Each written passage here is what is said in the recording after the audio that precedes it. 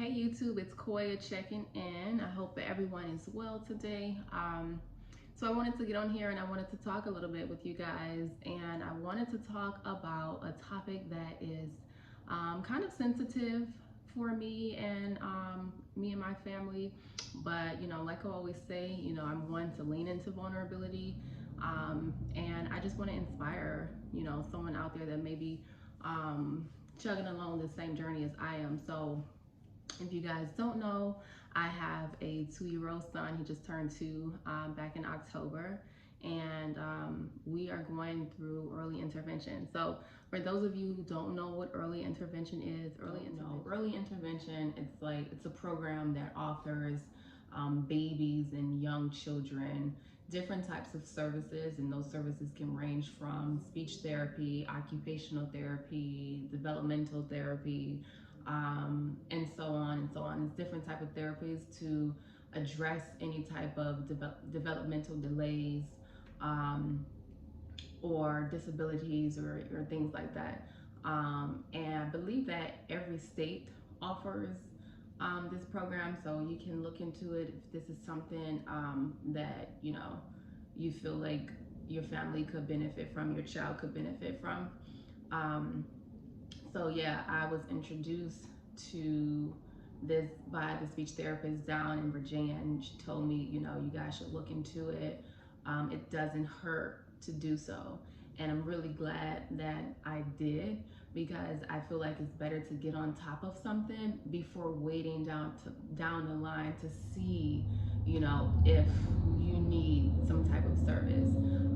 That's just our personal approach and how we chose to go about things, and I'm glad that we've taken that approach. So developing just fine, but we went to the pediatrician, and they went through their series of questions and asked how things were.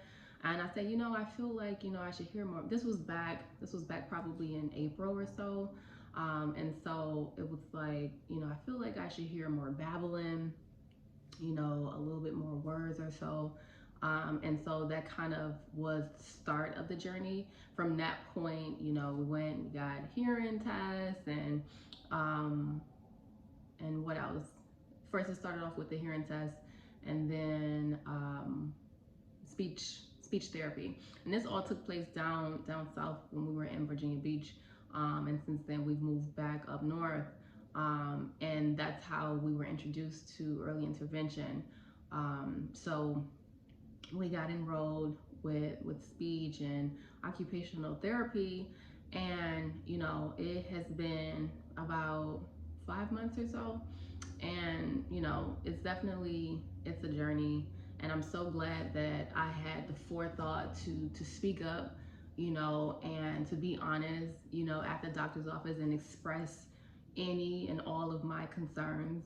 I feel like a lot of people, a lot of parents may be hesitant to speak up, if they feel like, something may be off, or just ask those questions. Like, for me, obviously I'm my child's biggest advocate.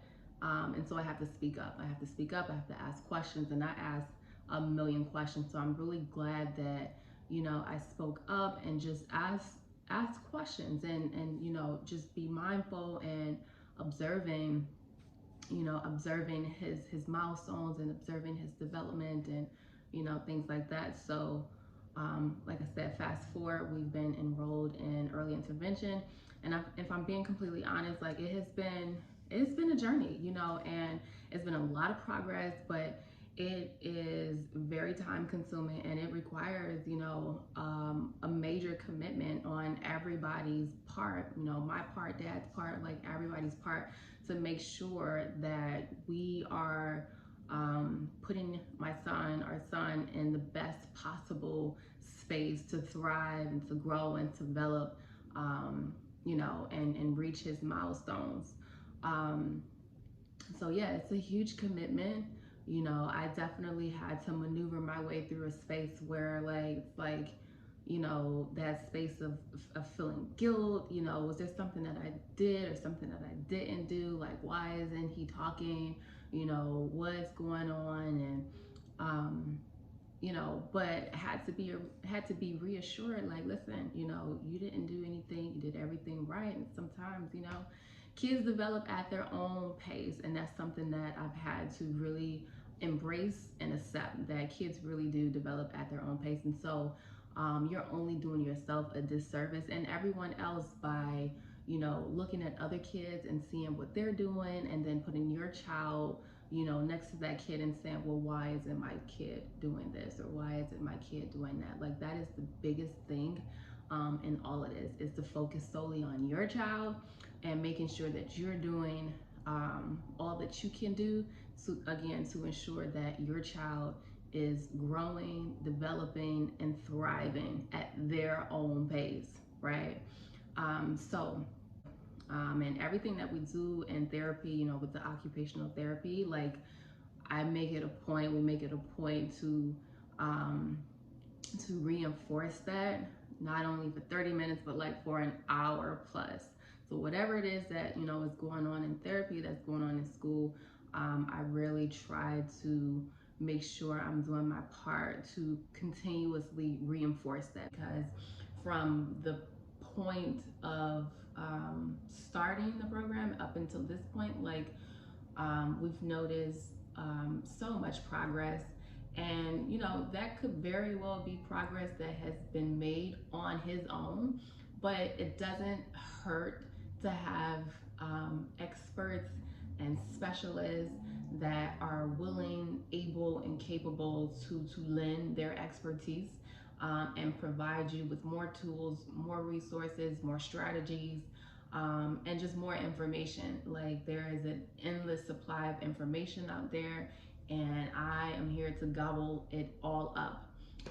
Take it all and utilize what we need and throw the rest away. So that's kind of been the mindset with that. And, that coupled with him now being in school, I've definitely seen improvement with just him slowing down to more to play in a more functional way, to be more interactive with his peers. And so these are all good things that are happening.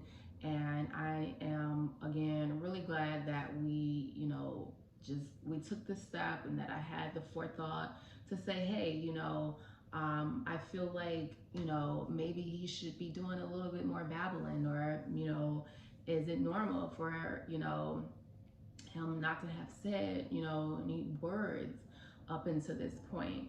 And those were my concerns, and those are the things that led me to this point.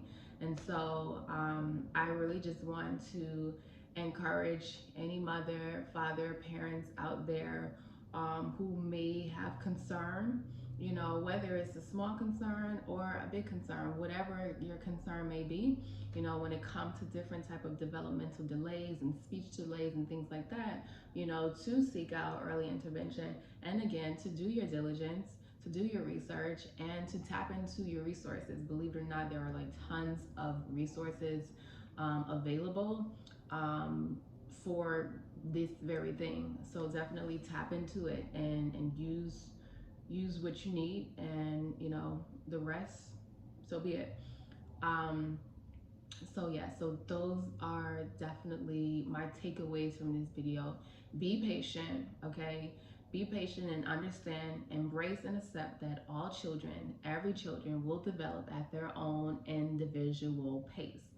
Don't, sit your kid next to another kid, kids plural, and start comparing. Well, this kid is doing this, why isn't my kid doing that? So focus solely on your child and making sure that you're doing everything on your part, everything within your reach, tapping into all of your resources that you can provide for your child, and give them the best opportunity to grow and to thrive. Be gentle with yourself as a parent, because as a parent, this shit can be extremely hard. It can be challenging. It's very easy to start feeling guilty, to start guilt tripping yourself. It's extremely easy, and I've gone down that road. As a parent, you want to hear your child speak, and you want to see your child grow and thrive. And it's easy to slip into that space where you start questioning yourself. Am I doing enough? Did I do this? did I not do that? Like, you can fall down that rabbit hole real quick, and that rabbit hole isn't going to get you or your child, your family, anywhere. So you need to stay focused, and you need to take yourself out of it, take your ego out of it, because at the end of the day, this isn't about you. This is about your child. What this is about is you, the parent, doing what you need to do to make sure your child is good. But anything outside of that, you have to take yourself out of this, like, and stop worrying about what the child down the street or across the street is doing or not doing. So take you out of it. Be gentle with yourself. Be patient with yourself. Make sure that you have a support system.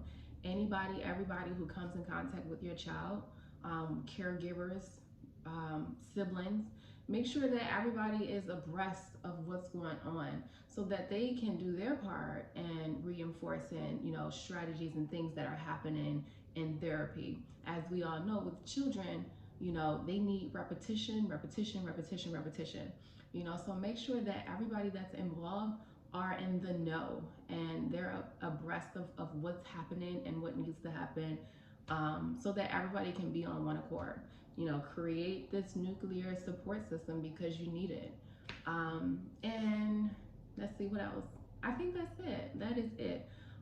So I hope that this video was useful for anybody out there who may be experiencing some of the same things that we're experiencing over there. For the parent who may have beat herself up, beat himself up, for your child not reaching a particular milestone.